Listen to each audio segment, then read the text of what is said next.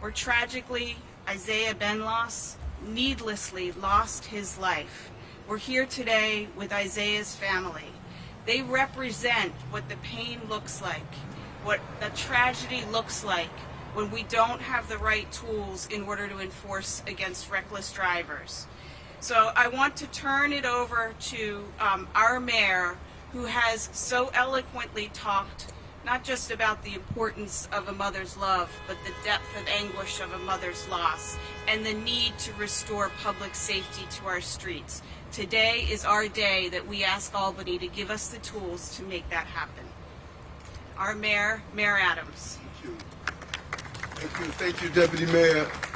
And all day today, all I do is hear about what do we do with the bad things that people do in the city. We just forgot about the good people that are doing their lives every day. It's just a focus on, the bad people, those who speed. Why should we have more cameras? Those who carry guns. Why should police officers arrest them? Why should we prosecute?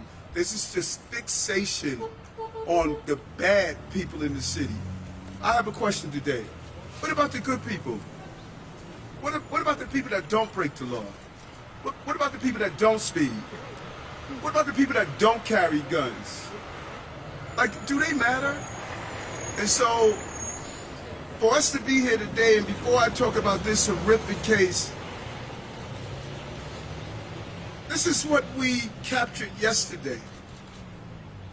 And the DA and the police commissioner and others, 33 guns from 2 people. And people are asking, why do I have an anti-gun unit? What the hell is wrong with you? Because 7-year-old girls should not be shot. I am going to ignore the noise. And I'm going to hear the voices of New Yorkers who are tired of feeling as though their streets are unsafe. Gun violence and vehicle crashes. It's an 18-year-old baby. I can't believe we're here fighting to get control over speed cameras. Well, you're saying a 70% reduction. This family is mourning. I cannot even imagine losing Jordan at 18. It's just unbelievable that we are here trying to convince Albany to give us the speed cameras we need that has proven to be successful. The numbers are so clear on how these cameras are helping us. And Andrew Janardis, the state senator, and others have been advocating for this for so long without getting the help we need. Here's a young man, that basketball player at Lincoln High School, going to community college, everything we want our children to do. And not only does he have to dodge the metal of a bullet, but he has to dodge the metal of a car that is sped through a light and hit the car that he's in. It's just devastating for the family that they had to experience this. And it happened near a school, PS 245. And the real crisis is that the law requires that we turn off the cameras after a certain time period. Who are we protecting? We're protecting the speeders? How about protecting Isaiah? Why don't we try something different in New York State? Why don't we try something different? Let's just, for the next 4 years, let's do something different. Let's protect the innocent people. Let's have advocacy for the next 4 years and use this as a test case. For the next 4 years, let's say we're going to protect innocent people in our city. Can we try that? And all of the loud voices of those who want to protect people who break the law, can they join us and protect people who are following the law? That's what I'm trying to do, so we don't lose this beautiful young child, 18 years old, because someone decided to speed at 3 in the morning when we had to, by law, turn off the camera as though people stopped speeding after school hours.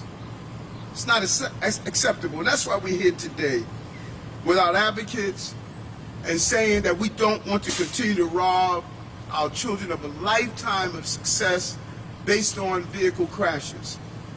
Family for Safe Streets, other advocates have been talking about this for so long, and to have the families here continuing to join a membership and an organization that no one wants to be a member in, and that's losing a loved one to a vehicle crash. And the number of fatalities is nowhere near the equivalent and exceedingly high number of people who are traumatized because they are the victims of vehicle crashes.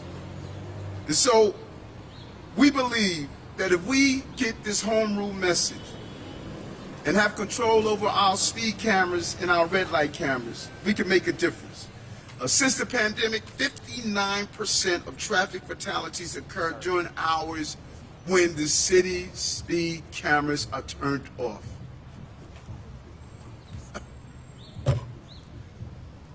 This just doesn't make any sense.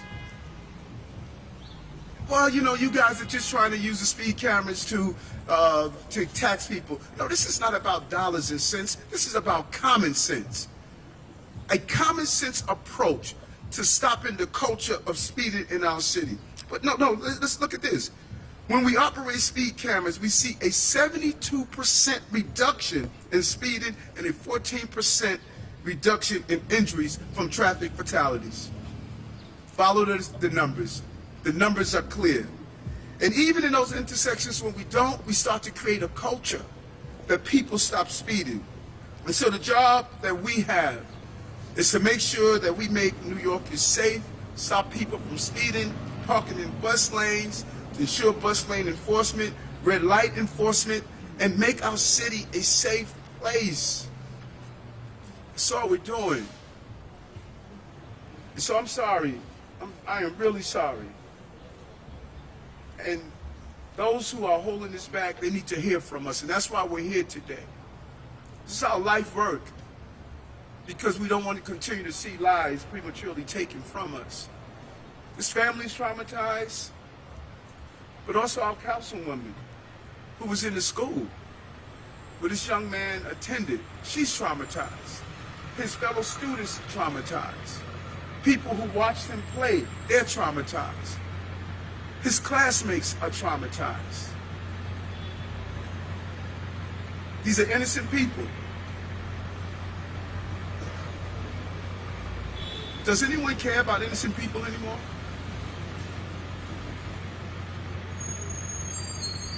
I do. I do.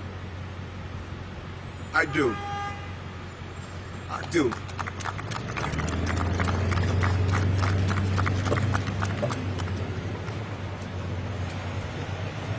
Thank you, Mayor Adams. I want to take a moment also to recognize some of our elected officials that are here today in support of the efforts to get the tools we need to get reckless drivers off the street.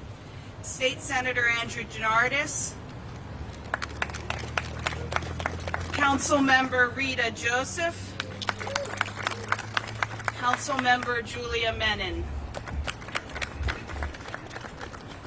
And next we're going to hear from a voice I know you've heard a lot from on the subject of street safety, my colleague Commissioner Rodriguez. Thank you very much.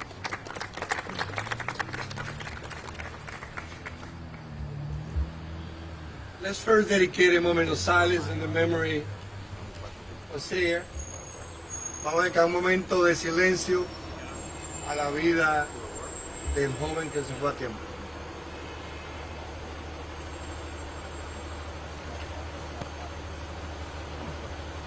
Gracias. Thank you.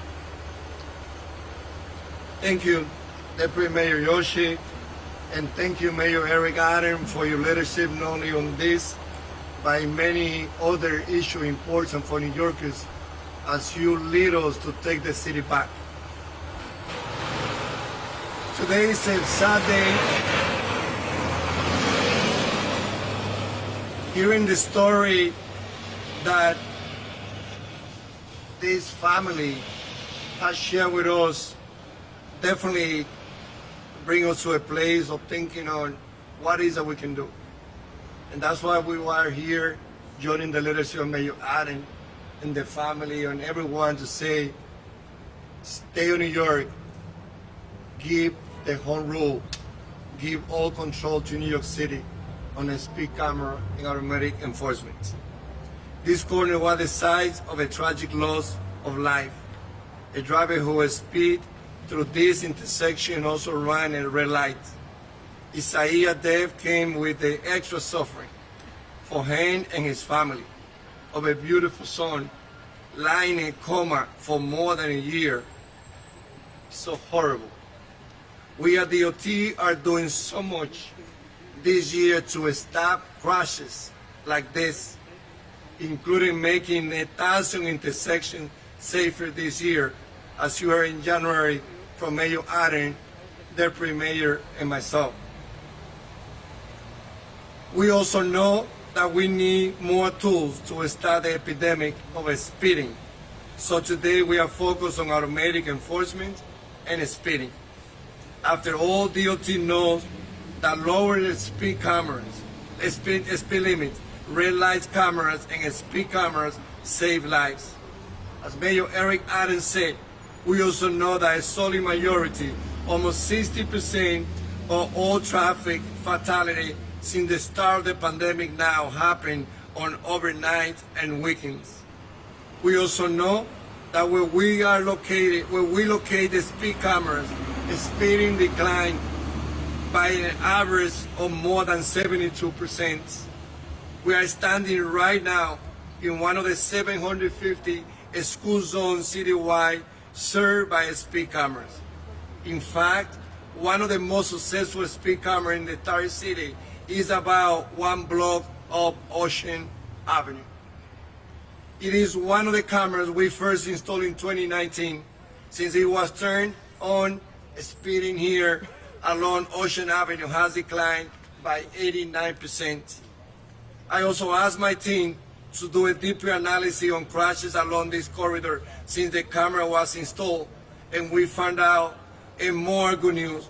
Not only have a speed camera declined since we installed the camera, but as we all know, but also crashes has declined by 41%, and total injury has declined by 14%. But as we all know, the one very effective speed camera and all the others are turned off at 3:30 in the morning when more people are speeding. We need the authority to expand the use of cameras, as well as when and where we can use all these critical tools. Having control of speed cameras and automatic enforcement combined with our work on intersection and protected bike lanes and bus lanes and so much more will improve safety for everyone pedestrians. Let's say loud and clear so everybody hear. A speed camera save life. A speed camera save life. Speed camera save life. Escuchamos al alcalde Eric Adams, está pidiendo que el Estado de Nueva York le dé la autoridad a la ciudad de Nueva York para lo que pasó esta familia valiente y trabajadora, formando un hijo muy productivo, no sea la historia de más familias en la ciudad de Nueva York. Le pedimos que nos den toda la autorización para controlar todo el uso de las cámaras que le dan ticket a los choferes que andan manejando en alta velocidad. Thank you. Thank you very much, Commissioner Rodriguez, and thank you for your lifetime of work championing road safety. Next, we have Chief Michael Palecki from New York Police Department.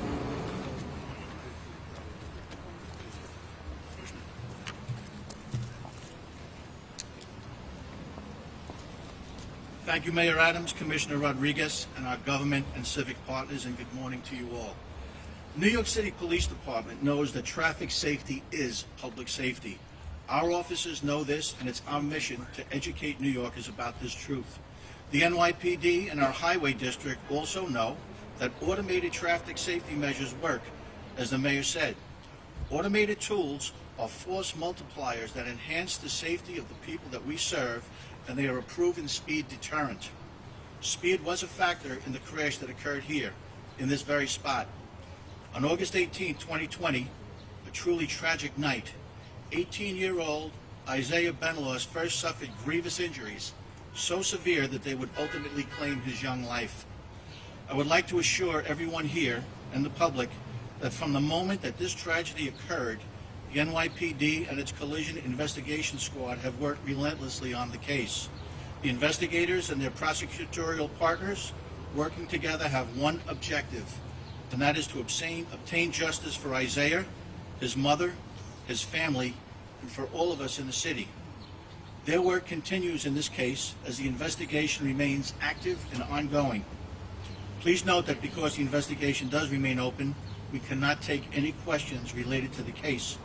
However, if anyone has any information that can possibly help us, we ask that they please call us at 1-800-577-TIPS. Again, we would like to assure everyone that we are doing everything possible to bring this case to a successful conclusion. Thank you. Thank you very much, Chief, and thank you for the New York City Police Department's untiring work in bringing justice. Our next speaker I'd like to welcome is the sponsor of the legislation, Senator Andrew Janardis. Thank you. Thank you very much, Deputy Mayor. As someone whose family lost a loved one to a traffic crash 65 years ago, I can tell you that the pain never really goes away. It just gets a little bit easier and a little bit softer day by day, but it always lingers there with you. All the more so when you know that the cause of that loss is preventable. We know what we can do to have saved the life of Isaiah. We know what we can do. We have the data, the mayor of the data, the commissioner of the data. 71% reduction in speeding. It makes no sense why we cannot have these cameras on 7 days a week. It makes no sense why we cannot have these cameras on 24 hours a day. It makes no sense why we can only have 1% of the city's intersections covered with red light cameras. It's 150 corners. That's one neighborhood. It's one neighborhood in a city of 400 plus neighborhoods, one neighborhood of red light camera coverage. 410 neighborhoods, the wild, wild west. Frankly, it makes no sense that the city cannot control its own destiny on its streets. Why should a senator or an assembly member from Plattsburgh or West Chazy, New York, or anywhere outside of these 5 boroughs have any say on when a camera can be on where you can put a camera, and on what the speed limit can be on these city streets? It makes no sense. And so we are going to do everything we can, partnering with our leadership here in the city, under the mayor and under his team, to make the strongest and damnedest case we can to Albany, to let New York City control its own streets, because there's no other alternative. There is simply no other alternative. And as the father of a 14-month-old, I can tell you without a single ounce of hesitation, when I walk my son to daycare in the morning, like I did this morning, when my wife pushes him in a stroller to go to the park, every single day we walk with fear. We walk with trepidation. How do I know that that car that is speeding towards that yellow light is going to stop in time so we can cross safely? I don't. No parent or family or senior or any pedestrian of any age should live in fear of crossing the streets at any hour of the day, any day of the week. That's what this is fundamentally about, and that is what we fundamentally need to do. So I want to thank our mayor. I want to thank our city leadership. I want to extend my heartfelt condolences to Isaiah's family, and we are going to do this in memory of your son and in memory of everyone who has lost their life to traffic violence. Thank you.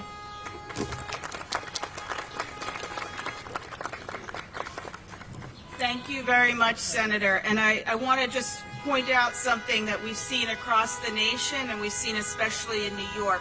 Speeding increased during the pandemic. Speeding increased during the pandemic because our streets were empty. The other time that our streets are empty is late at night, in the wee hours of the morning. So those are the critical times that we need to be able to employ tools against reckless driving and actually driving that renders people losing their lives, losing the lives of their loved ones. So it's not as though it's guesswork. It's not as though we're testing something out. It's actually proven, and we're in a pandemic again. We're in another pandemic against traffic violence across the nation. Rates have gone up, and New York City needs to do its part. We knew how to use vaccines. We knew how to use masks. We knew how to flatten the curve. We can do the same when it comes to traffic violence if we are given the ability to use the tools. And again, I want to reiterate, this is not a draconian measure. This is not adding additional burdens. It is reinforcing established rules of the road that we know. Stop at a red light and don't go above the speed limit. It's not that difficult. And so I think what we are doing today is so important in terms of sending that message, but we need to have it reinforced by all those that are here with us in every way that you can, so that we're able to be effective and we're not standing on this corner again a year from now. So with that, I want to turn it over to Rondell Booker Adams. Oh, we're going to go, actually, I'm sorry, straight to questions and answers, but I do want to thank representatives of Family for Safe Streets who have been tireless advocates, both in the press and behind the scenes, supporting families who never wanted to be a member of their group. So we'll turn it over to Q&A, and I want to thank everybody for coming today. Before we do Q&A, it's only fitting to have Councilwoman Joseph to say a few words. This was a student in your school, to hear from you, and just personal condolences. I know how impactful it is as a teacher. Good morning, everyone. Councilmember Rita Joseph, District 40. Isaiah was one of our students at Pier 6. So when I got the news, again, this is the second student that I've lost to traffic violence. So this becomes very personal. So my partners in city and state, we have to do everything we can to change the number, change the data. As an educator, data used to drive my instruction. Data needs to drive your policy decision makings moving forward. So Albany, I'm calling on you. Councilwoman Joseph and her partners in government are calling on you to do the right thing. I don't want to lose another student. We invest time. I was waiting for a call for NBA draft. He was a star at his school. Not to get the call that they're burying him. So Albany, I'm calling on you.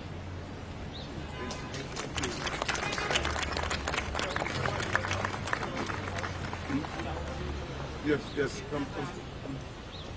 I'm glad that we are going to be able to hear from a member of Families for Safe Streets. Welcome, Rondell Booker Adams.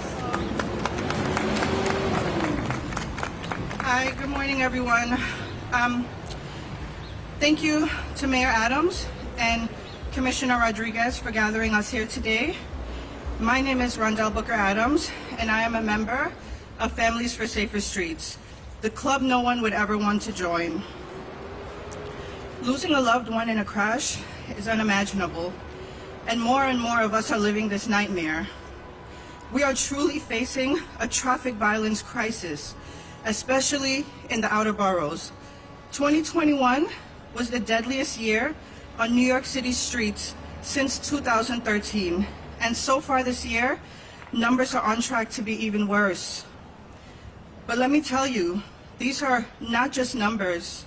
Children on their way to school with so much life left to live, so much hope and potential, seniors with wisdom and life lessons to impart on us, and in a split second, precious lives are brutally cut short by our unsafe streets.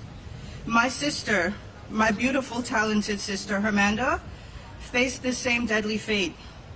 On January 3rd, 2017, she was tragically struck and killed not far from here on the intersection of Nostrand and Kings Highway. a known dangerous street. Hermanda was a New York City public school teacher. She taught special education. She was headed to work on the first day back from Christmas break. Her book bag was filled with treats for her 7th grade students. She was so excited to see them and hear all about how their vacation was. But she never made it to work that day. She was killed just a few blocks away from our family's home while she was walking to the bus stop. Can you imagine what it was like for us to pass this site on a regular basis? Her death has left a deep void in the hearts of our family and her friends, her students, and all who knew her. She was an inspiration to everyone she came in contact with, overcoming all obstacles she faced, from being an immigrant, migrating to this country as a young girl, to being the first-generation college graduate. My sister loved life.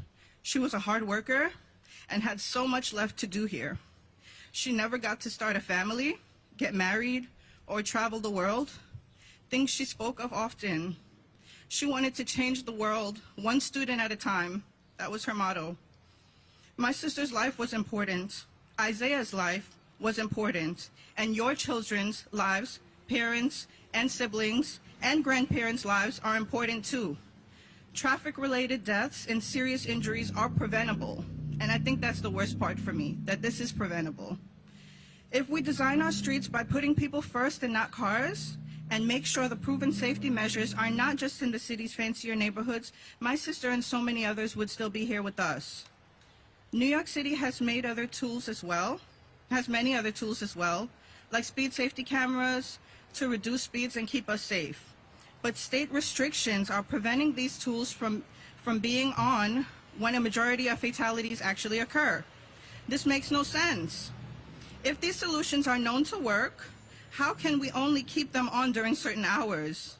How can our state leaders face my fellow FSS members whose loved ones were killed when these cameras were off? How can we not be applying solutions that are known to save lives? We need our legislators in Albany to give New York City every tool it needs to save lives. No one should know the pain my family knows. We need legislators in Albany to let our great city reach the full potential of Vision Zero. We need legislators in Albany to give New York City home rule over street safety this year. Not one more family should have to bury a loved one in a preventable traffic crash and experience the heartache and nightmare that many of us have come to know. Thank you, everyone. Thank you. And this is my beautiful sister, Hermanda. Thank you, Mayor. We're gonna take questions. You ready to go? We're gonna start with on-topic questions. So let's go on topic first. George, go ahead. All right, thank you. Mr. Mayor, I know you're talking about Albany today and Albany Control, but 2 months ago you were at another press conference, another street safety press conference, a couple blocks from here, and you talked about efforts that the mayor's office can do, including redesigning intersections, which is ongoing, and also a stronger enforcement effort by the NYPD. But over the next full month of that enforcement effort, it turned out that the NYPD wrote less than one ticket, moving violation ticket per day, per precinct, in that enforcement effort. So can you talk to us a little bit about more that the mayor's office can do, whether it's enforcement or massive pedestrianization of streets, car reduction strategies? What are you going to do? I say this over and over again. Whenever we're dealing with crises in a city, there are many rivers that feed the sea of these crises. And there's some things we can do on the city level, the federal level, and the state level. We're going to do our job. You keep holding us accountable on the city level. That is the job of the commissioner of DOT and the job of my police commissioner. You help us. You identify those locations where we're weak.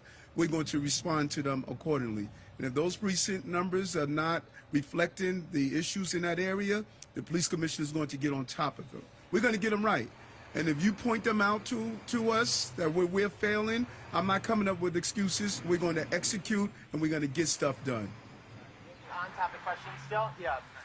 When does this come up in Albany? When is it going to be presented? And how many more cameras? How many cameras do we have now, and how many more might you expect to have, assuming it's successful? So I can talk about part of that, and I'll defer to our city colleagues. These are ongoing conversations. The speed camera program expires at the conclusion of this, the middle of this July. So there is an urgency to renew and expand the speed camera program. I believe there are about 2,000 cameras slated to be installed in 750 school zones. It's my understanding, I'll let DOT comment on that, that that is a pretty comprehensive blanket of coverage across the entire city, and that they're not looking to add more, though if there's more needed, that's obviously within their decision to do. I also have separate legislation on the red light cameras that would expand the number of intersections for red light cameras. And on the broader question about overall home rule, I know that there was a request that the city made for it to be included in the budget this year. It did not make it into the Senate and Assembly one-house budget resolutions. I'm hopeful but not super optimistic that it would be done by next week, but certainly something that we are talking about trying to push through on a separate legislative track by the end of this legislative session. The previous mayor had a goal under Vision Zero of no traffic deaths by 2024. Do you think that's achievable? If we don't have the support that we need, we're going to do our job and continue to do our job here in the city. But a lot of the goals we're trying to obtain, unfortunately, we're creatures of Albany. And this is a basic request we're making. As the senator stated, why can't we control our streets? And I believe the more we have the barriers removed from the outside intervention, we could achieve that goal, and we're going to move towards that goal. Speaking of the speed camera legislation, have you all discussed it with Governor Hochul, and can you go into a little bit what those conversations have been like?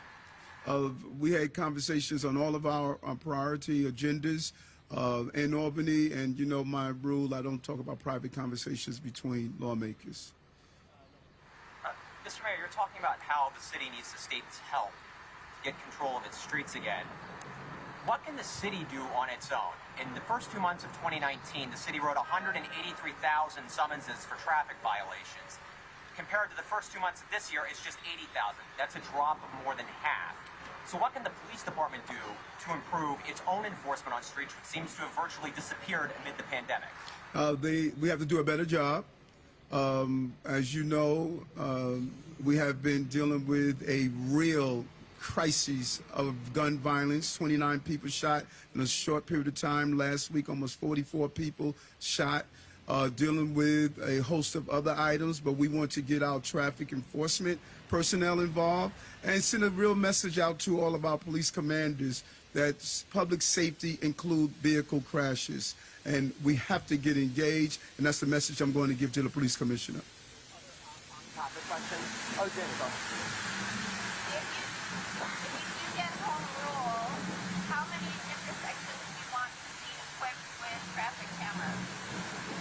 You want to answer that? She said we get home rule. How many intersections? Well, we are looking to follow all intersections that the data is showing that we have issue with speeding.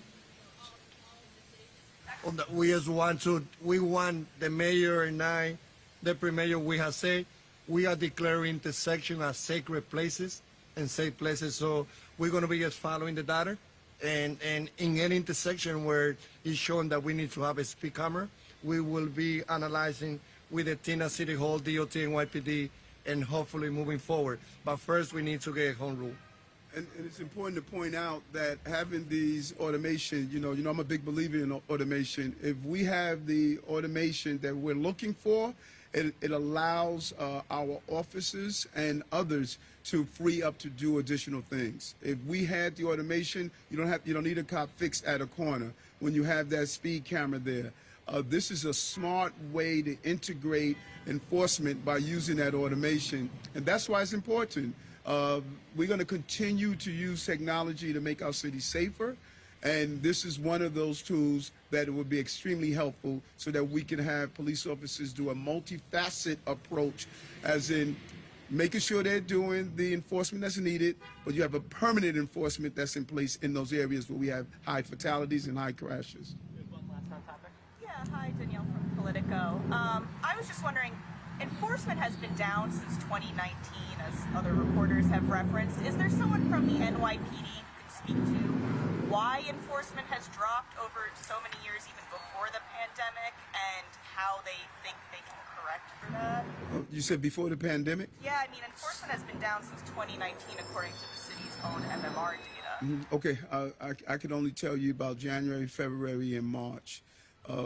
So I will put you in contact with someone at the New York City Police Department. We used to have, when I was a captain, something called traffic stats, where you will analyze the heavy traffic areas where you had crashes or fatalities.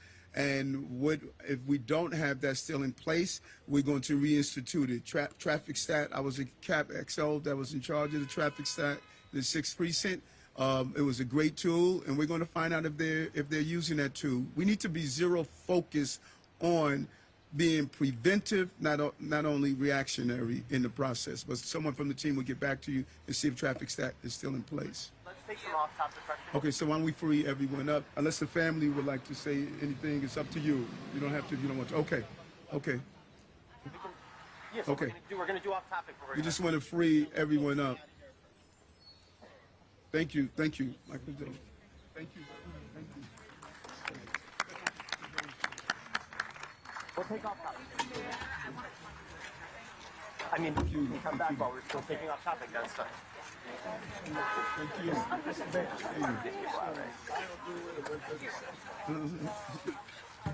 Yes, there's a lot of locations.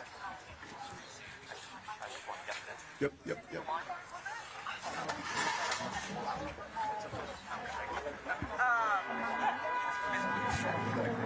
what I mean, is that if it goes back to Hey, Ryan, can you help us move these bodies?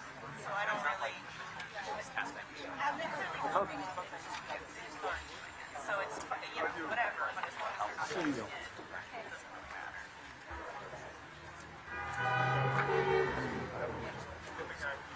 Good to see you.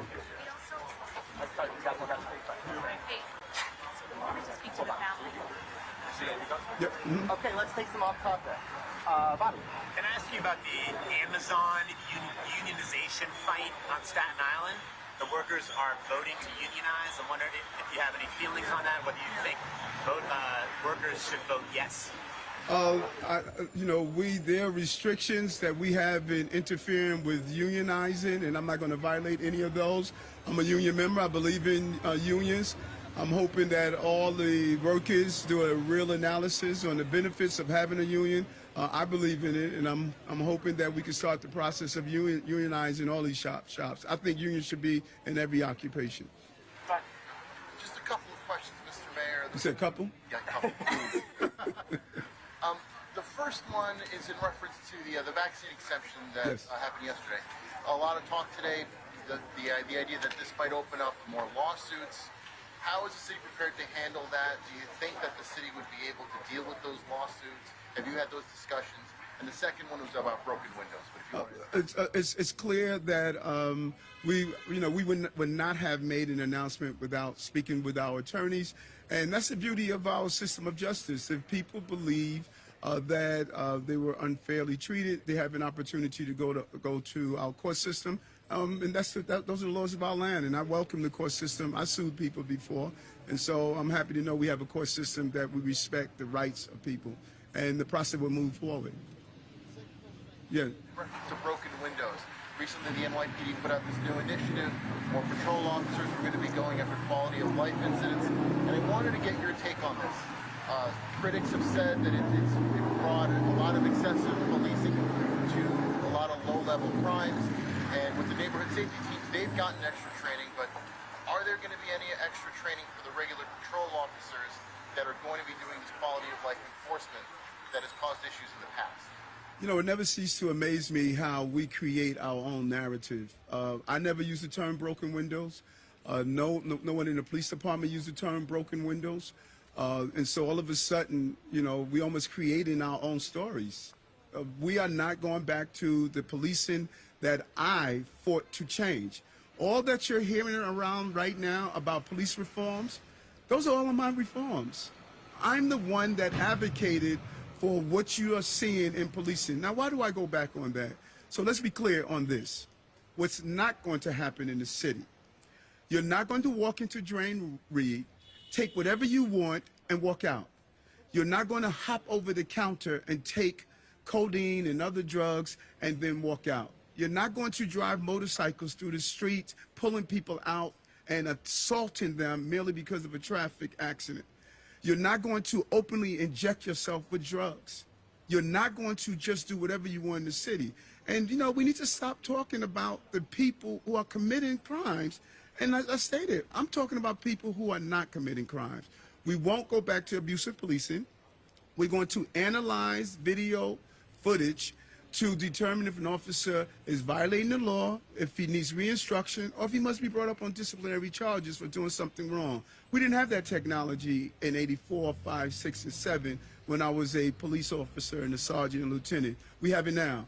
We're going to use that tool to make sure we're not going backwards. But the city is also not going backwards in crime. That is the key here. It's the balance of justice and safety. I say that all over and over again, but only people here is the safety part about it. But it's justice also. Yeah, Mayor, on the vaccine mandate, I want to ask you about the current city council speaker and the former city council speaker.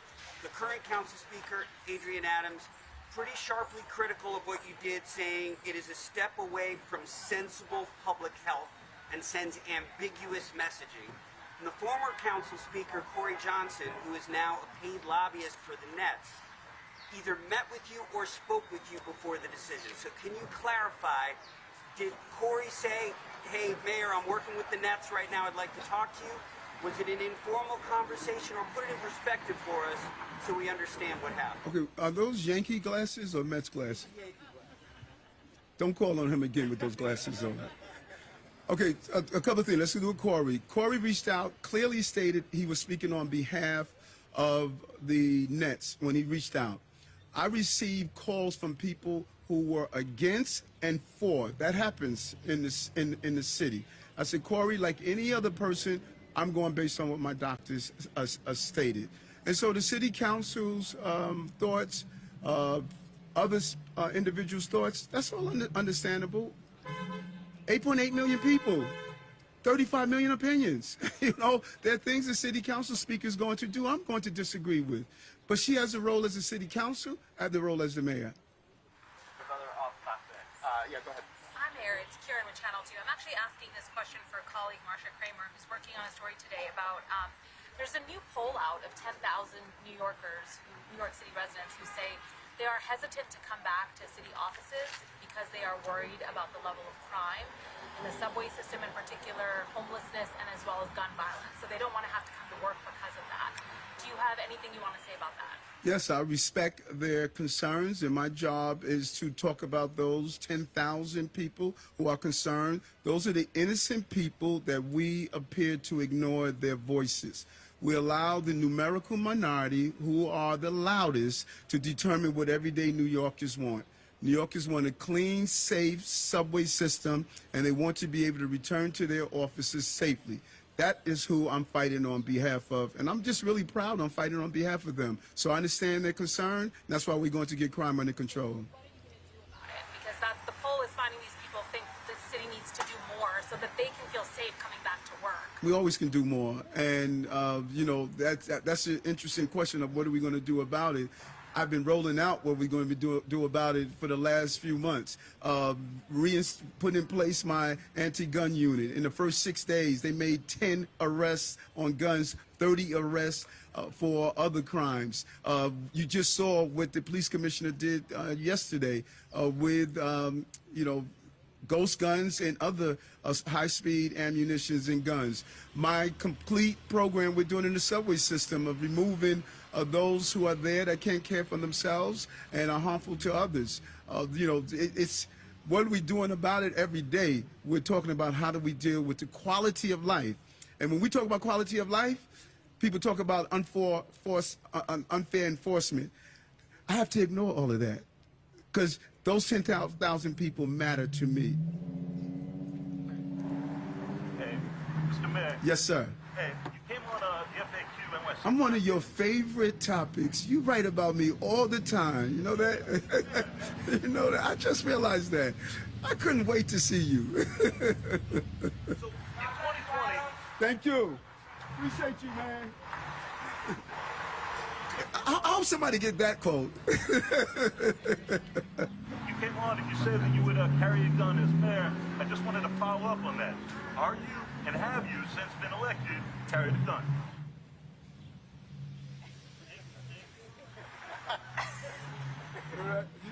No, but seriously, let's be clear on what I said. I stated that if I receive a threat from my intel that states that there's a real threat, that I would make that determination. Intel protects me. Many people are not happy to hear, but my brother's with me, and sometimes he's my duplicate, he's my body double. But we are going to do what's right to protect the people of the city of New York. And if I feel the need to do so, then I will do so. I don't feel the need to do so right now because Bernard is around me. Have you since you've come to office at any point? No, I have not. All right, I'm going to take a couple off topics and people got to ask. Hold on. You don't do it this way. Thank you. I wanted to ask about the removal of Barrett from your educational policy panel. You removed her, citing her anti-gay comments. At the same time, you decided to keep on 3 other pastors who made similar anti-gay remarks. What's the justification for removing her but keeping the other 3 on? Those are the 3 that you're talking about, are long time public figures that I had an opportunity throughout the campaign and after to sit down and speak with them. And I was clear that they apologized for their comments. They have shown a history of really building bridges in the city. When we vetted the PP person, the information did not come up in the vetting, and I thank whomever we received it from in the press that shared it with us, and I just made the determination that the writing was not in line, and I didn't have an opportunity to interview her the same way I interviewed the 3 other pastors that you were talking about, and I made the decision. This is about a case-by-case basis that I'm going to make those determinations. Did you offer her an opportunity to apologize in the same way you offered the other 3 pastors? I don't reveal private conversations. Mr. Mayor, to the issue of the double standard, where Kyrie Irving and Aaron Judge don't have to get vaccinated to play, but teachers have to get vaccinated to teach. I'm vaccinated, but I need that requirement to get into my newsroom. What's with the double standard? No double standard. I made a decision based on the information that I received from my health team, and I have the obligation to make those decisions on how I'm going to move my city forward. So you may consider this a double standard. I consider the analysis that I made, and I'm comfortable with my decision. Part of that decision, Mr. Mayor, was to ensure the competitiveness of the Yankees and the Nets come playoff time. Aaron Judge and Kyrie Irving are 2 key players. Will the city be exempting them from any other regulations to ensure they can be on the field? Can they speed to get to the stadium to make it on time? I am clear that I am going to make the determinations for the city of New York as the mayor, and I made that determination within the power vested in me as the mayor of the city of New York. Yeah, can I just ask a quick? Sorry, guys, we got to wrap up. Thank you. Thank you. Thanks all. Hey, do you Hold on 1 second. Let me get him.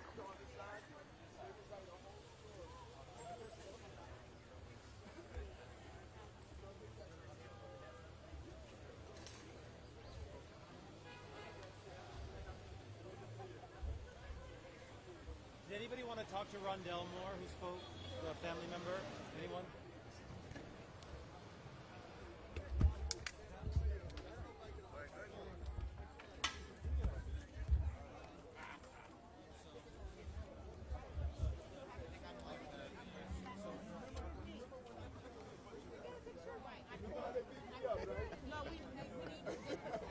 So I need when people start attacking me and killing me, I need you to stand up and defend me. Richard, I could talk to her. Okay. Yeah. Good to see you, brother. Right. I told Josh Melvin about it. So, yeah. Thank you very much.